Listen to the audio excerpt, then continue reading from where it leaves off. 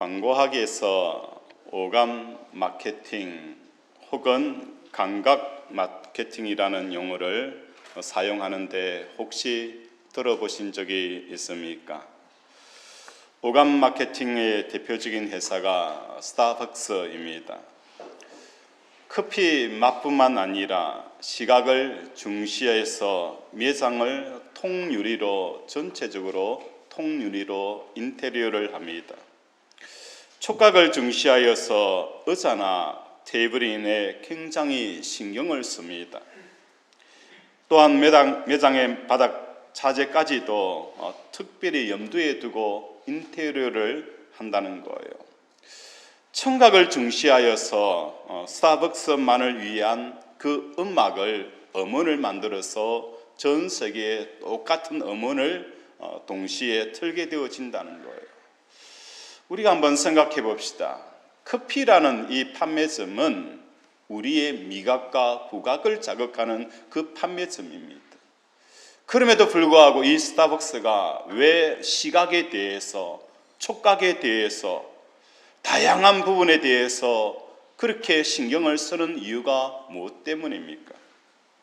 이것이 바로 오감 마케팅, 감각 마케팅의 뿌리를 두고 있다는 것입니다. 어떤 한국 사람은 유럽 여행을 갔을 때에 이질적인 환경과 배경이 다르기 때문에 굉장히 불안해하다가도 스타벅스 커피점에 들어가게 되어지면 한국에서 늘 들었던 그 음악 소리 때문에 유럽 지역에서도 평안을 얻는다라고 그렇게 이야기하는 사람도 있다는 것입니다. 오감 마케팅의 결과물이고 승리물이라는 것입니다. 우리나라 가운데서도 이런 이야기가 있지 않습니까? 보기 좋은 떡이 먹기도 좋다. 다 오감 마케팅이라는 것입니다. 이 오감 마케팅의 대전제는 인간은 오감이 마음과 불가분의 관계로 묶여져 있다라는 이 전제를 통하여서 마케팅을 펼쳐간다는 것입니다. 그런데 원래 사람은 그렇게 만들어지지가 않았습니다. 눈에 보이고 귀에 들리고 느껴지는 이 오감이 마음과 하나가 되어져 있지가 않았습니다. 창세기 2장 7절에 보면 여호와 하나님이 땅을 흙으로 사람을 지으시고 생기를 그 코에 불어넣으시니 사람이 생명이 되니라 라고 말씀하는 거예요. 우리는 땅의 존재였지만도 하나님께서 생명을 불어넣으심으로 생기가 되어지는 역사가 일어난 거예요. 그런데 아담이 타락한 이후에 나타나는 징후가 우리의 눈에 보이고 귀에 들리고 만져지는 이 모든 오감이 마음과 묶여져 버리는 결과를 가져온 것입니다. 그래서 하나님께서 창세기 3장 19절에 보면 너는 흙이니 흙으로 돌아갈지어라. 범죄한 사람에게 하나님께서 무엇을 말씀하는 거예요? 너는 흙으로 시작하였으니 흙으로 돌아갈 것이다. 뱀의 후손을 향하여서 너는 평생 동안 기어다니면서 흙을 먹을 것이다 라고 말씀을 하는 거예요. 이런 타락한 이후에 이런 삶이었던 우리에게 하나님께서는 이제 복음을 전가하시는 거예요. 어떤 복음을 전가하는 것입니까? 이사야 55장 2절에 보면 너희는 어찌하여 양식 아닌 것을 위하여 은을 달아주며 배부르게 하지 못할 것을 위하여서 수고하느냐? 나를 청종하라. 그리하면 너희가 좋은 것을 먹을 것이며 너희의 마음이 기름진 것으로 즐거움을 얻으리라. 이제는 땅으로 호흡하지 말고 하나님으로 호흡하라라고 말씀하는 거예요. 예수님도 마찬가지였습니다. 사람이 무엇으로 사느냐? 사람이 무엇으로 사느냐라는 이 질문 앞에 하나님의 말씀으로 삽니다. 우리의 영혼은 땅의 것으로 흙으로 사는 존재가 아니라 하나님의 영혼을 통해서 하나님을 통해서 살고 호흡하고 생존하는 자라는 것을 우리에게 말씀을 하시는 것입니다. 그러나 인류의 시도는 마음을 정복하기 위해서 오감을 자극하는 역사가 계속적으로 진행이 되어져 왔다는 거예요. 여자들이 화장을 하고 향수를 쓰며 옷에 신경을 쓰는 이유는 무엇 때문일까? 다름 아닌 우리의 오감과 마음이 묶여있다라는 그 대전제에서 우리는 어떻게 해요? 화장을 하고 향수를 쓰고 좋은 옷을 입게 되어진 거예요. 왜 이렇게 하느냐? 타인의 마음을 얻기 위해서 오감을 자극하는 이 행위들을 하게 되어지는 거예요. 왜 우리가 향수를 쓰게 되어지는 거예요? 저 사람의 마음을 얻고 싶어서 정말 비싼 향수를 쓰는 거예요. 왜 화장을 하는 거예요? 저 사람의 마음을 얻기 위해서 아름다움을 통해서 그 사람의 마음을 얻으려고 우리는 힘을 쓰게 되어진다는 것입니다.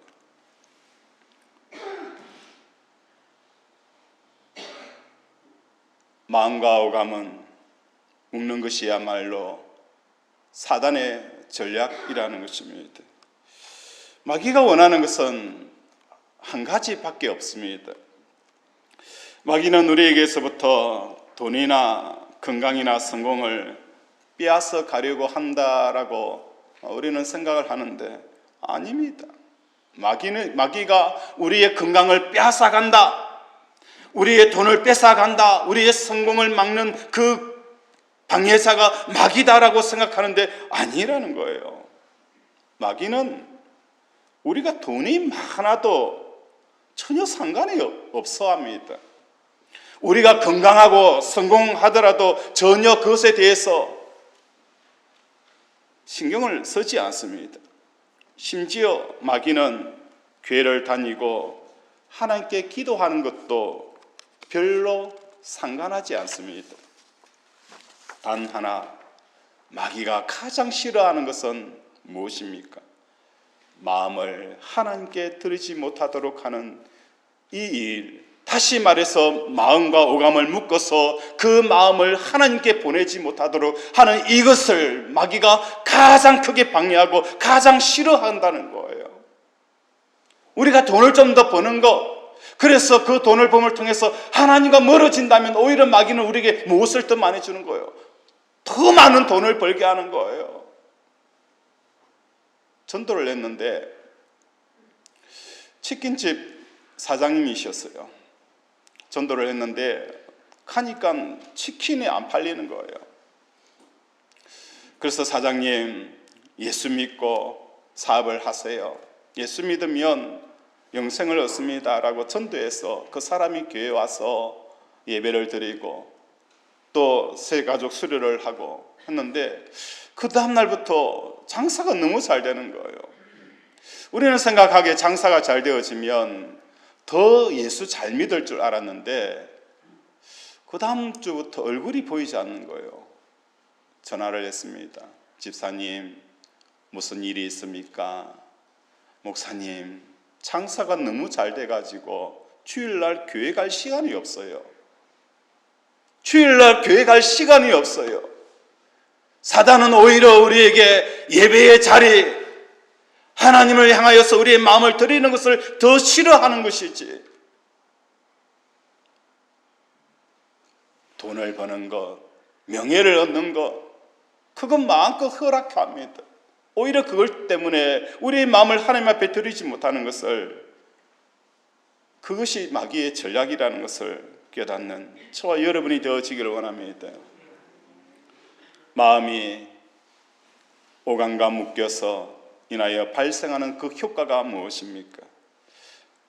보이고 듣고 맛을 보고 또한 냄새와 촉각을 포착하는 그 대상에게 우리는 어떻게 해요? 마음이 흘러가게 되어지고, 그 마음이 사업에 흘러가게 되어지고 자식에게 흘러가게 되어지고, 이런저런 상황에 우리의 마음이 흘러가 버리면 우리의 마음은 어떻게 하는 거예요? 하나님으로부터 멀어지게 하는 것이 마귀의 전략이라는 거예요. 오늘 우리는 명확하게 알아야 됩니다. 내가 지금 마귀의 계략에 빠져 있다는 것, 하나님 앞에 마음을 올리드리지 못하도록 막는 것이, 그것이 내 부모가 되어지고 내 형제가 되어지고 내 자식이 되어지고 사업이 되어진다 할지라도 그것은 뭡니까? 우리의 불행의 시작이 되어진다는 거예요. 하나님께 마음을 올려드리는 저와 여러분이 되어지기를 원합니다. 사업의 마음을 향할 때도 그 마음을 끄집고 와서 하나님 앞에 올려드리기를 원합니다. 마음을 다하고 뜻을 다하고 힘을 다하여서 내 여호와 하나님을 사랑하라. 그 사람에게 하나님께서 평강의 평강으로 부어지는 역사가 일어나게 되어지는 거예요. 오늘 본문에서 앞서 진행되어졌던 다윗의 연대기적인 서술이 끝나고 21장 첫 장에는 언제인지 정확한 연대는 알 수가 없지만 다윗의 시대에 무엇이 찾아오게 되어지는 거예요? 3년 기근이 찾아오게 되어졌습니다. 추측컨대 7명의 사울 집안의 사람들을 기브아 사람들의 억울한 사람들에게 내어줄 때에 이 시기는 아마도 사울의 손자인 요나단의 아들 무비보셋을 찾은 이후일 것이고 압살롬의 반란이 일어나기 이전에 그 중간 지점에 일어난 사건이 3년 가뭄이었다는 것입니다.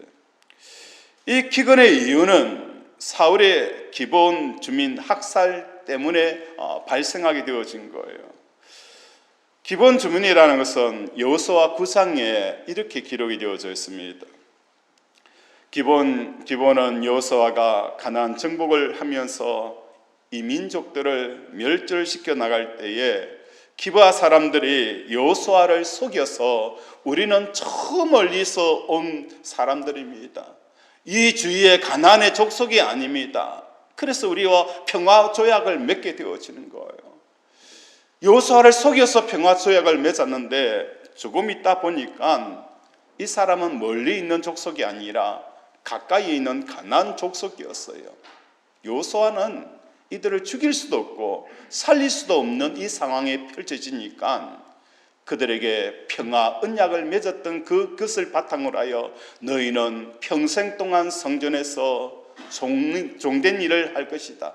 물을 길고 장작을 패는 그 일을 하라라고 그들을 살려준 것이 바로 여호수아 9장의 내용이었습니다. 그런데 사울은 이 조약을 어기고 이스라엘 민족 전체의 우월성과 순수성을 지키기 위한 명분으로 누구를 죽이게 되어지는 거예요? 종살이하고 있는 기브아 사람들을 학살하게 되어졌다는 것입니다. 아무도 이 기브아 사람들의 언약을 깨고 그들의 억울함에 대해서 주의를 기울이는 사람도 기억하는 사람도 없는 채 세월이 흘렀습니다. 그렇지만 하나님께서 뭘 하시는 거예요? 그 상황을 기억하고 계십니다.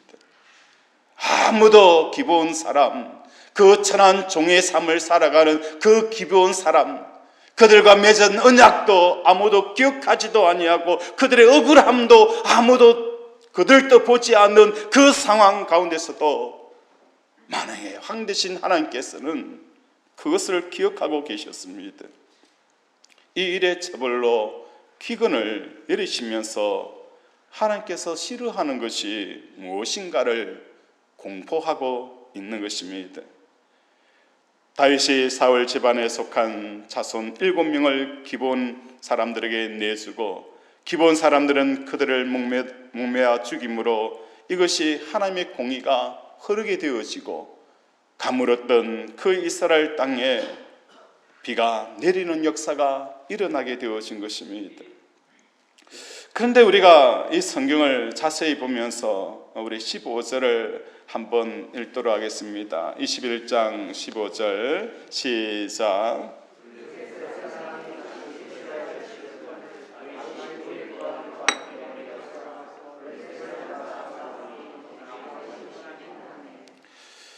이 11장에 보면 기본 사람들에 대한 이야기를 다루다가 15절에 보면은 블레셋 사람이 다시 이스라엘을 치거늘 다윗이 그의 부하들과 함께 내려가서 블레셋 사람과 싸우더니 라고 기록이 되어져 있어요.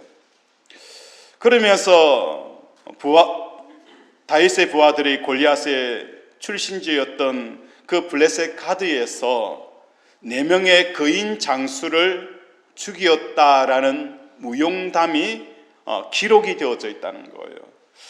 도대체 같은 장에서 이 두 가지 이야기가 어떤 연관성을 가지고 있을까? 사울 왕이 이스라엘 백성들의 그 순수성과 우월성을 지키기 위해서 기브온 사람들을 학살한 이 사건과 또한 다윗의 부하들이 블레셋 사람, 특히 그 장수들을 죽이는 이 사건이 어떤 연관성을 가지고 있는가? 그것은 이와 같습니다. 사울 왕이 블레셋과 대치했던 엘라 골짜기의 전투 때로 돌아가 봅시다. 사울 왕이 이스라엘 정군의 골리앗 앞에서 어떻게 하는 거예요? 마음이 얼어붙게 되어집니다. 이렇게 강자한 사람에게 쩔쩔매고 있는 사울과 그의 군대들, 이에 비하여서 자기 영내에서 평화조약을 맺고 종으로 살아가는 기브아 사람들에게 이스라엘 민족의 전체의 우월성과 순수성을 유지하는 명분 아래서 학살을 한다는 것입니다. 하나님께서 이러한 사울의 태도를 용납할 수가 없었다는 것입니다. 사울의 문제는 바로 이 마귀의 오감 마케팅에 빠져 있었습니다. 마음이 오감에 묶여서 골리앗을 보자 그 무시무시함에 마음이 사로잡혀 전쟁에서 벌벌 떨고 그 마음이 골리앗에게 정복당하여 두려움 가운데 빠져 있습니다.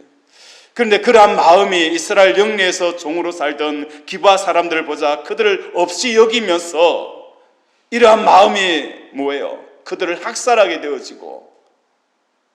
되어지는 결과를 가져오게 되어지는 것입니다. 사울의 행동에 대해서 아무도 반론을 제기하지 않았기에 다윗의 시대에 3년 기근이 내리게 되어집니다. 이러한 모습을 보면서 우리는 무엇을 생각하게 되어집니까? 하나님, 내 인생의 가뭄은 언제 끝이 납니까? 내 인생의 가뭄은 언제 끝이 납니까?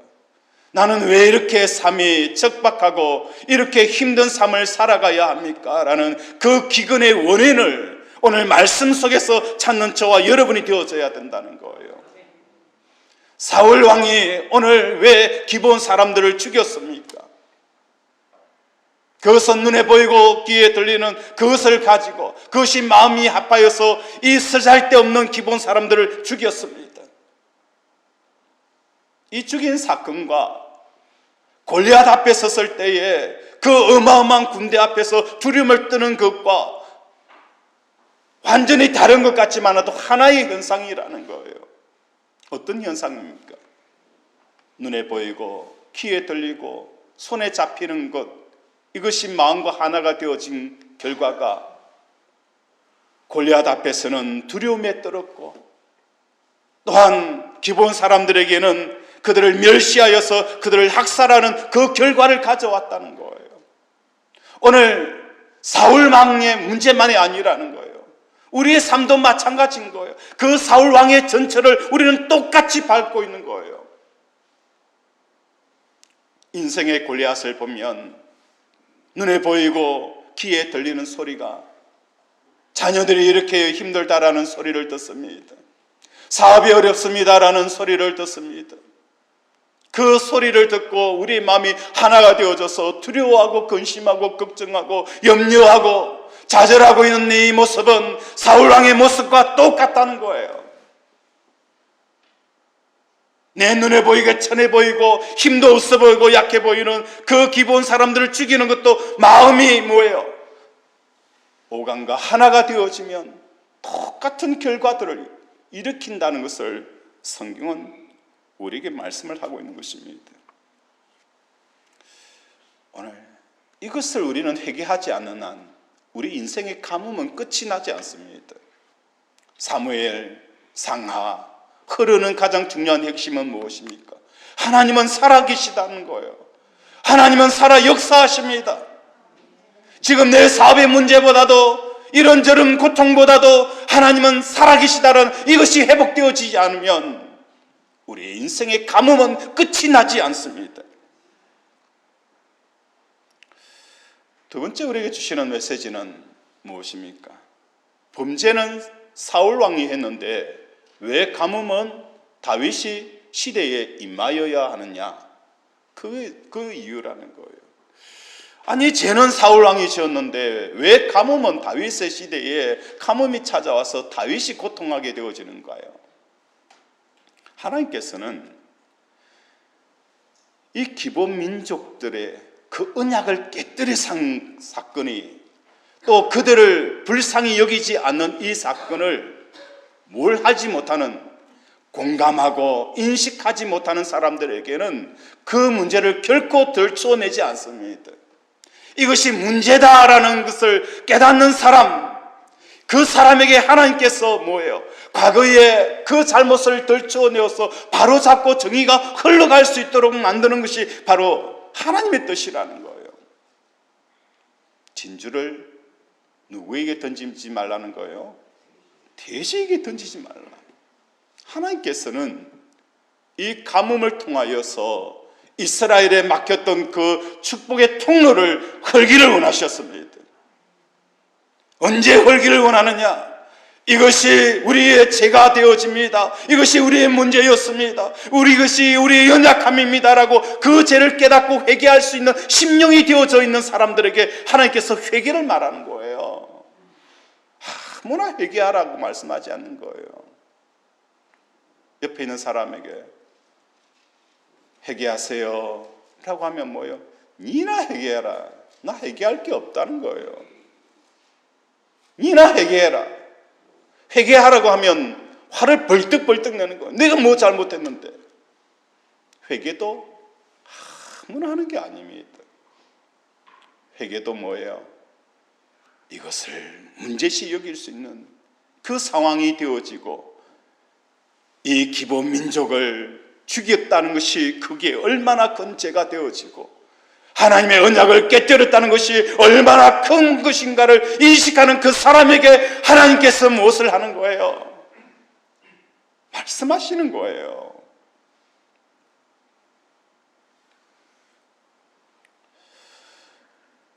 오늘 저와 여러분의 마음속에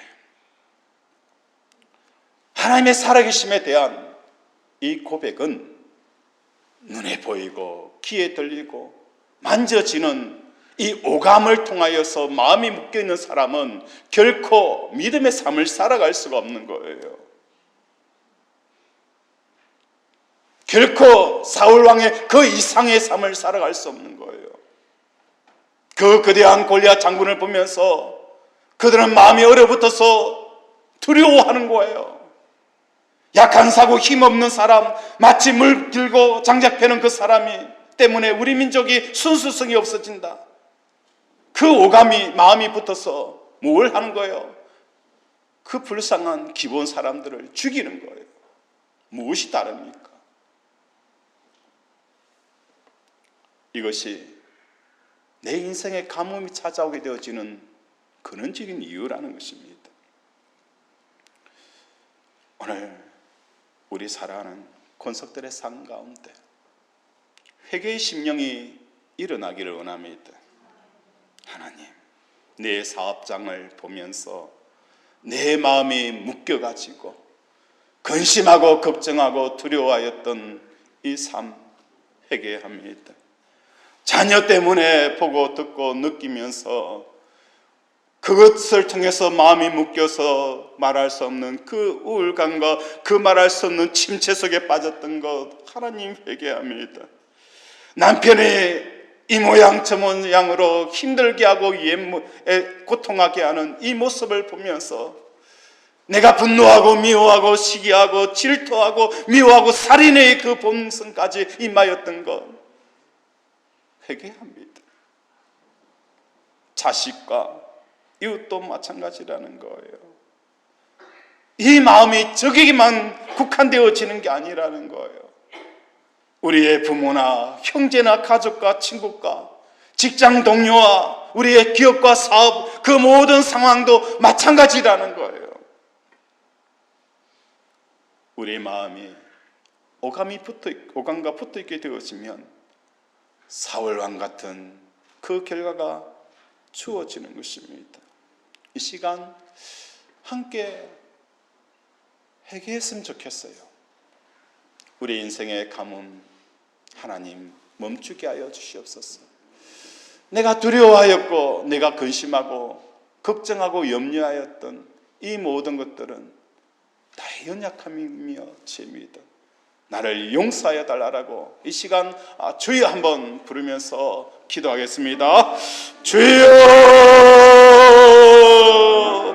아버지여 우리를 불쌍히 여겨 주시옵소서. 아버지, 우리를 긍휼히 여겨 주시옵소서. 우리의 마음이 오감과 붙들려서 아버지 사업을 바라보면서 두려워하고 아버지 걱정하고 염려하고 아버지 초조해하며 방방 뛰며 두려워하였던 이 마음을 하나님을 상히 여겨 주시옵소서. 아버지 주여, 너희는 흑인이 흑으로 돌아갈지어다. 끊임없이 하나님께서 사람이 무엇으로 사느냐, 아버지 주여 떡으로 살지 아니하고 아버지 하나님의 말씀으로 산다라고, 너희는 어찌하여서 양식 아닌 것을 위하여 아버지 은과 금을 달아주느냐라고 끊임없이 하나님을 의지하고 하나님을 통해서 살라라고 말씀하였지만, 우리의 지된 본성은 노감과 마음이 묶여져서 아버지 판단하고 두려워하고 초조하고 사울왕처럼 아버지 골리앗 앞에서 두려움을 떨었고, 아버지 주여 필요한 기본 사람들을 향하여서는 아버지 주여 그들을 학살하였던 이 죄를 용서하여 주시옵소서. 아버지 긍휼히 여겨 주시옵소서. 아버지 하나님, 마음이 풀어지는 역사가 일어나게 하여 주시옵소서. 마음이 풀어지는 역사가 일어나게 하여 주시옵소서. 누가복음 4장 18절에 보면 주의 성령이 내게 임하였으니 이는 가난한 자에게 복음을 전하게 하시려고 내게 기름을 부으시고 나를 보낸사 보려던 자에게 자유를, 눈먼 자에게 다시 보게 함을 전파하며 눌린 자를 자유롭게 하고 주의 은혜의 해를 전파하게 하려 하심이라. 오늘 우리의 묶여있는 이 오감과 이 마음들을 끊을 수 있는 것은 오직 무엇입니까? 성령님이십니다. 성령님이십니다. 이것이 묶여있는 한 우리 인생은 끊임없는 남편의 가뭄이 찾아오는 거예요. 아내의 가뭄이 찾아오고 자식의 가뭄이 찾아오고 사업의 가뭄이 찾아오게 되어지는 거예요. 성령님이여, 이 오감이 마음과 묶여있는 이것을 끊어주시옵소서. 끊어질 때에 어떤 역사가 일어나는 거예요? 우리 인생의 가뭄이 끝이 나는 거예요. 이 시간 우리 함께 찬양하면서 나갑니다. 성령의 비가 내리네, 성령의 비가 내리네.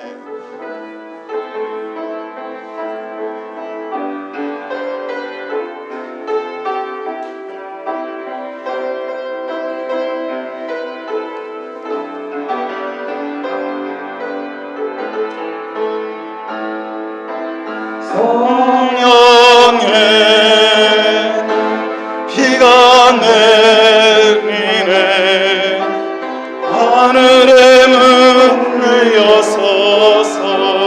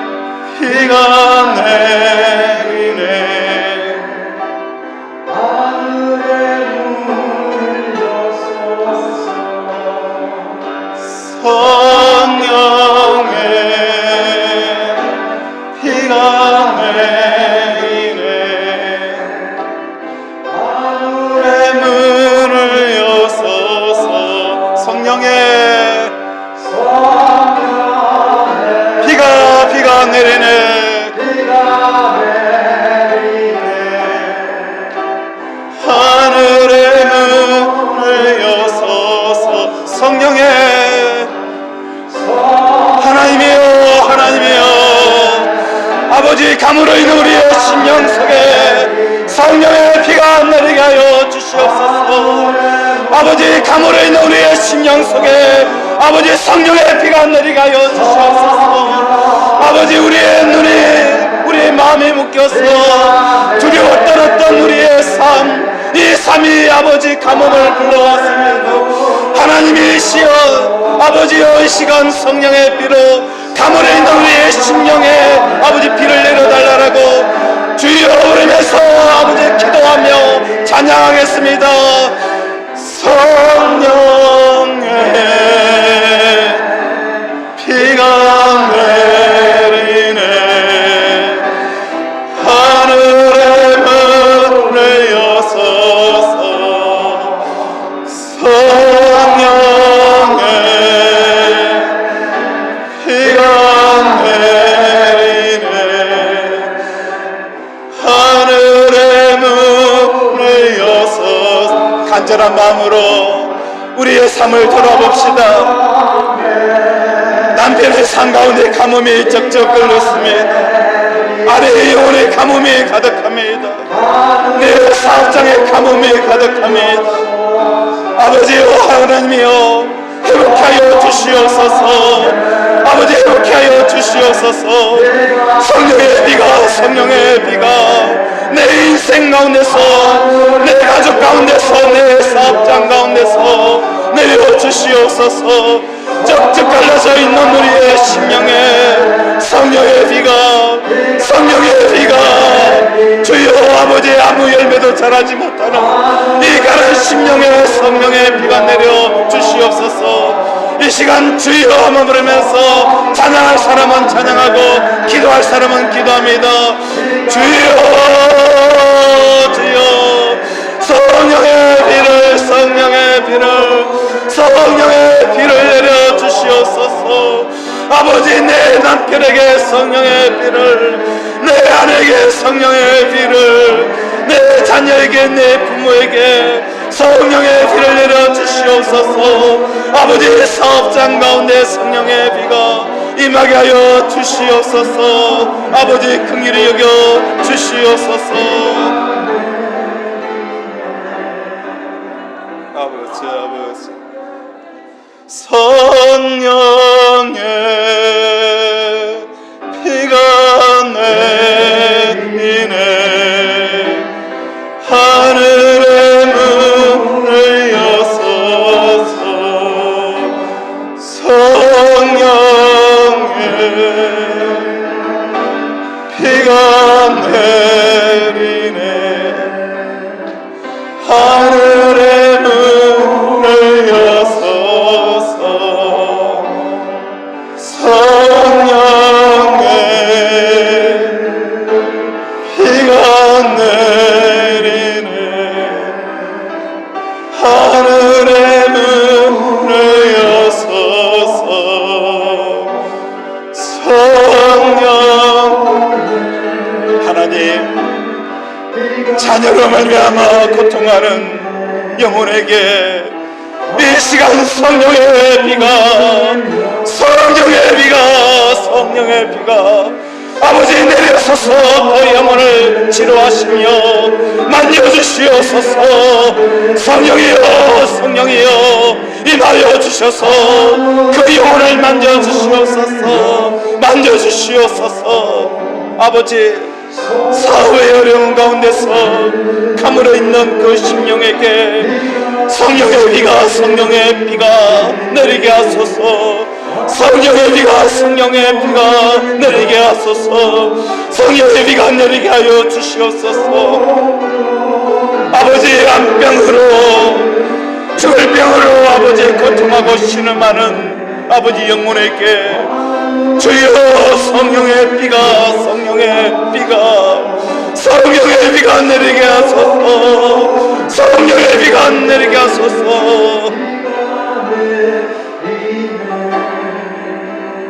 하늘의 문을 여소서. 성령의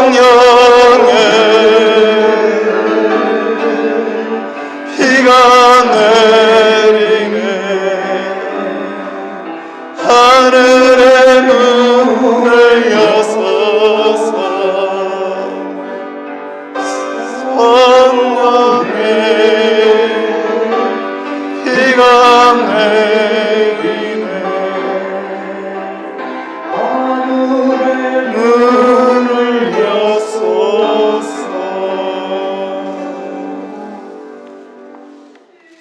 성령의 비가 오늘 우리 사랑하는 권속들의 심령 속에 내려기를 원합니다. 자식 때문에 가뭄이 쩍쩍 말라 있고, 남편 때문에 가슴이 찢어지고, 사업 때문에 하루라도 잠을 설칠 수밖에 없는 그 삶을 살아가는 우리 권속들의 심령 속에, 암병으로 여러 가지 질병으로 내 힘으로 어찌할 수 없는 이 상황 앞에 고통하는 우리 권속들에게 성령의 비가 내리기를 원합니다. 하늘의 문이 열리고 성령의 비가 내려서 오늘도 가물에 있는 우리의 심령 속에 하나님이 채워주는 역사가 일어나기를 바랍니다. 오늘 우리의 삶 가운데 마귀의 전략 가운데 빠져서는 안 됩니다. 우리는 오감과 마음은 결코 묶여있는 존재가 아니었습니다. 다윗은 우리에게 말씀합니다. 골리앗 앞에 섰을 때에도